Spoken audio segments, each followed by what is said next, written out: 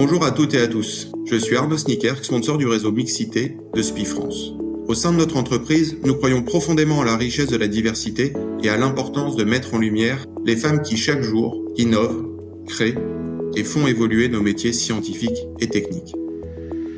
Dans ces podcasts, Énergie féminine, nous vous invitons à découvrir les parcours inspirants de collaboratrices de SPI. Pour chacune d'elles, nous vous proposons 2 interviews. Une première sur le chemin, leurs défis, leurs victoires, et dans une deuxième, leurs conseils issus de leur expérience pour vivre demain dans un monde où chacun trouve sa place et peut dépasser ses limites. Que vous vouliez en savoir plus sur nos métiers et les carrières dans notre secteur, ou que vous soyez intéressé par des thématiques de développement professionnel qui concernent tout le monde, je vous invite à écouter ces voix passionnantes et engagées.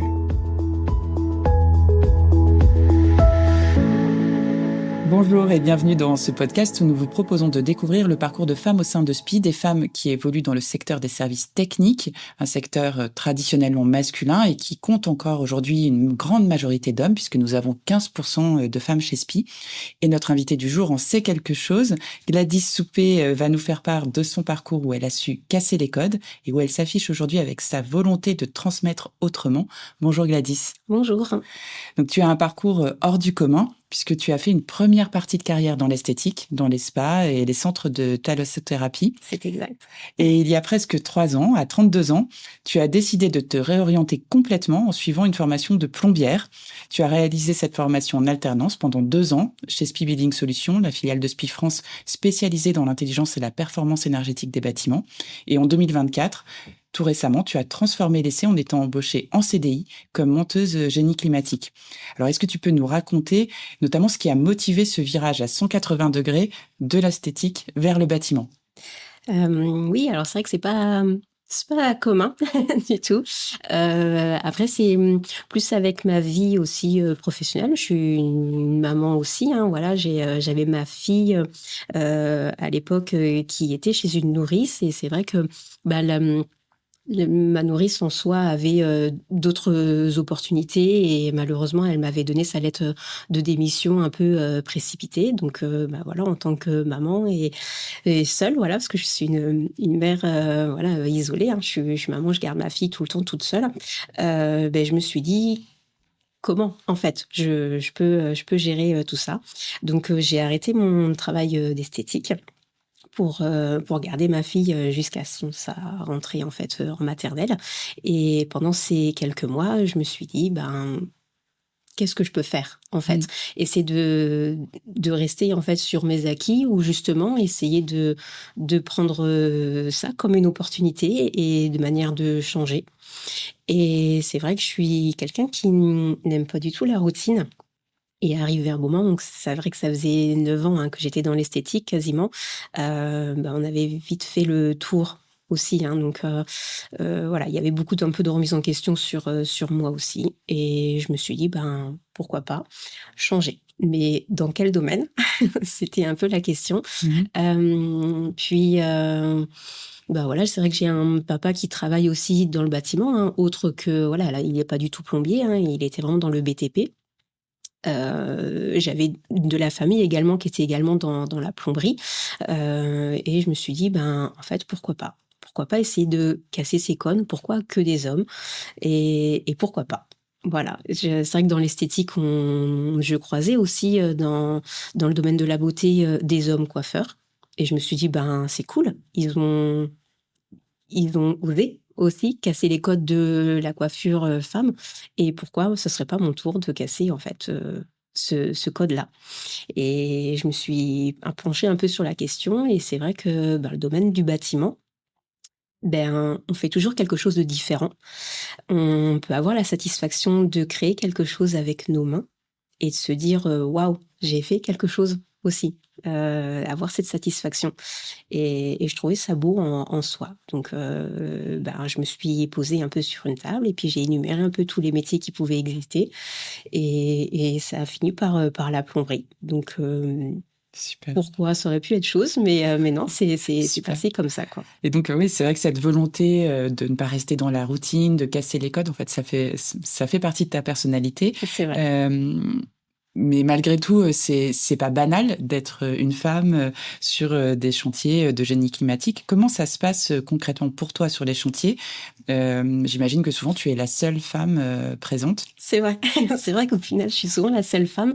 Après, je pense que, comme tu venais de le dire, ça fait partie de ma personnalité. Et en moi, je fais pas de différence en fait avec une personne qui est en face de moi. Je me dis pas c'est un homme, je me dis pas c'est une femme, je me dis pas il ou elle est comme ci ou comme ça. En fait, je me dis c'est une personne à part entière et qui mérite autant de respect que moi j'en mérite aussi. Et donc, comme moi, je ne fais pas de différence, et bien en fin de compte, la personne qui va être en face de moi, va pas sentir cette barrière, hein, si je peux utiliser ça aussi comme ça, de différence. Donc, ça reste fluide en soi. Et voilà, j'arrive sur les chantiers et je fais un point avec mon chef de chantier. Je sais quel travail je dois faire, qu'est-ce que je dois accomplir. Et je me hâte à ma tâche et voilà. Et du coup, les journées se passent très très bien, c'est très fluide et bien sûr, on peut avoir besoin d'autres, hein, d'autres corps de métier aussi, mais on communique, enfin en mode on est normal quoi. Voilà, tout se passe très bien par rapport à ça. Ouais. Avec ton équipe, ça se passe très bien. Sur un chantier, il peut y avoir aussi d'autres entreprises qui interviennent, des Oui, co-traitants. Est-ce que ça t'est arrivé de ressentir de la discrimination? Est-ce que tu sens un regard différent parce que tu es une femme ou est-ce qu'au contraire, finalement, c'est de plus en plus fréquent et tu croises d'autres femmes aussi maintenant? Alors c'est vrai on peut croiser d'autres femmes, hein, pas encore dans la plomberie. Mais il y a quand même d'autres corps de métier et c'est vrai que le bâtiment, ça reste quand même très, très vaste, aussi, hein. Après, non, je dirais pas des regards, surpris. Je dirais plus on croise des regards surpris en disant: «Waouh, c'est bien, ça change». Effectivement, on va poser la question: «Pourquoi?» mais il y a pas vraiment de regard un peu de moquerie ou de discrimination. Non, je dirais même au contraire, je dirais des regards un peu surpris et même bienveillants au final, quoi. Donc, il y a même certains hommes qui peuvent, pourquoi pas, changer de comportement. Je vois notamment dans leur façon de s'exprimer. Le vocabulaire, peut-être qu'il peut changer et au final, ça se passe très, très bien aussi, quoi. Parce que ça surprend, tout simplement.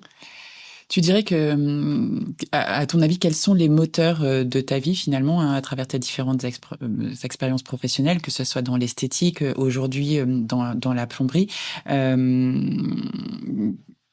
Qu'est-ce qui motive tes expériences?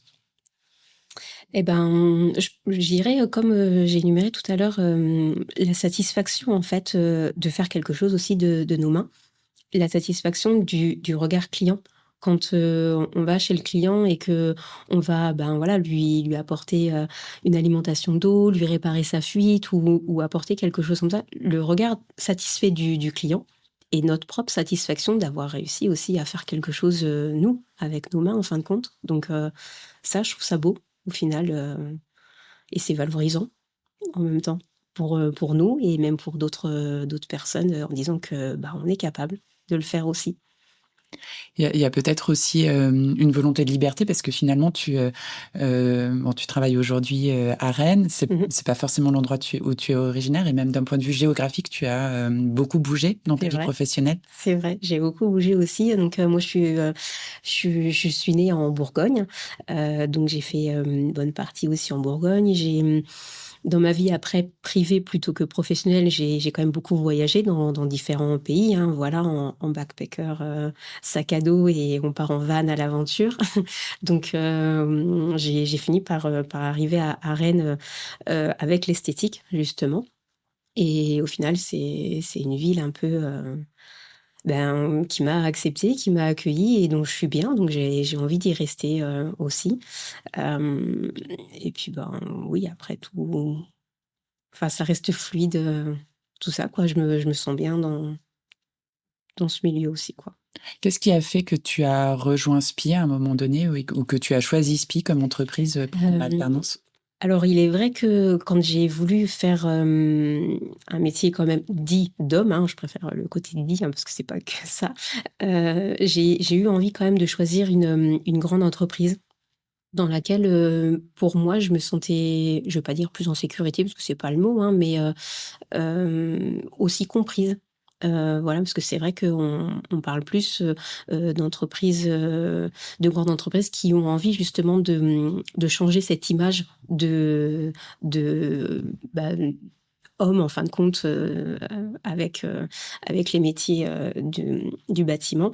Et c'est vrai que SPI, ils ont quand même beaucoup de communication, et on en voit aussi maintenant, où on voit de plus en plus de femmes. Et c'est vrai que je me suis dit, pourquoi pas.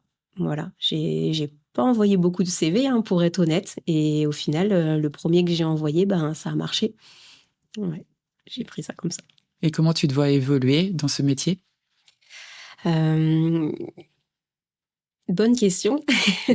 Après, ouais, bien sûr, je pense que j'aurais envie d'évoluer, de voir des choses différentes, parce que, encore une fois, le métier est quand même très, très vaste, aussi bien dans les bureaux que sur le terrain. En fait, on nous dit que c'est deux mondes à part, et en fin de compte, je pense que c'est bien associé, parce que sur le terrain, on a besoin des personnes du bureau ont besoin des personnes du terrain. Et donc, évoluer. Ou comment, je sais pas encore. J'attends les opportunités aussi, et en fonction de mes expériences acquises et futures. Donc, voilà, je reste ouverte. Est-ce qu'il y a, pour finir, une phrase que tu as envie de partager avec les personnes qui nous écoutent, ou peut-être une recommandation que tu souhaiterais faire peut-être à ta fille qui, le jour où elle entrera dans la vie professionnelle ? Ouais, c'est la phrase un peu... bonne question, je sais pas vraiment, mais ouais, essayer de casser les codes. Souvent, j'utilise un terme très familier de « on défonce les barrières ». On nous met souvent des barrières en disant « une femme doit être comme ci, elle doit faire tel métier » ou autre. Et c'est vrai que même à l'école, on va voir des conseillères d'orientation et vous êtes bonne en maths, vous allez faire comptable, ou vous allez être secrétaire ou autre. Et on est un peu rangé dans des cases. Et ça fait plusieurs générations que c'est comme ça, d'ailleurs. Et je pense qu'effectivement, il est temps d'évoluer, et il est temps de prendre nos propres décisions et de créer notre propre chemin. Et pourquoi pas dans ce métier. Après, on en recherche le métier du bâtiment, le métier de la construction. On a toujours besoin. Ce sont des métiers très récents, en fin de compte, puisque la plomberie, l'électricité, on n'entendait pas parler il y a 200 ans, et à l'heure d'aujourd'hui, c'est quelque chose dont on ne pourrait pas se passer. Donc, j'ai envie de dire, c'est une belle satisfaction aussi de créer de nos mains ça, que à l'heure d'aujourd'hui, ça reste des métiers très modernes et qui évoluent. Et ouais, je dirais, allons-y, quoi, un pas devant l'autre, et réalisez vos rêves, et faites ce dont on a envie sans se soucier du regard des autres, et qu'il faut mieux se soucier de son propre regard pour pouvoir avancer. Sans se mettre de barrière, pour ainsi dire. Exactement, pas de barrière. Merci Gladys. Je vous en prie. Vous venez d'écouter un épisode retraçant le parcours d'une énergie féminine de SPI. Si cela vous a inspiré, nous vous invitons à découvrir le 2e podcast, où elle partage des conseils issus de son expérience. Vous pouvez retrouver tous les épisodes sur vos plateformes d'écoute préférées. Et pour en savoir plus sur SPI France et ses filiales, rendez-vous sur notre site spi.fr.